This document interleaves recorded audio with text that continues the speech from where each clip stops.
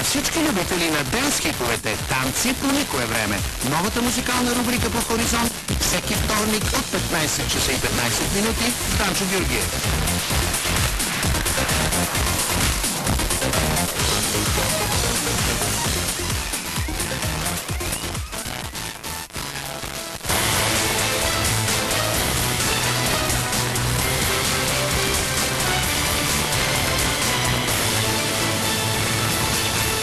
Хоризонт.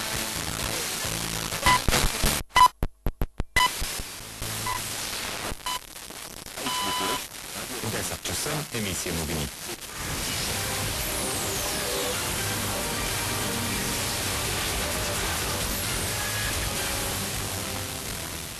Както вече съобщихме, в Поморие се провежда среща на държавните и правителствените ръководители на страните в процеса за сътрудничество в Югоизточна Европа.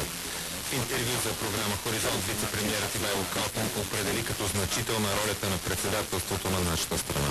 По принцип през цялата година на българското председателство на всички срещи, които правихме, равнището на участие беше безпрецедентно високо. До сега мисля, че не е имало година, в която на толкова високо равнище всичките участници да участват в почти всички срещи, които се провеждат. Интересът е свързан основно с това, че по време на тази година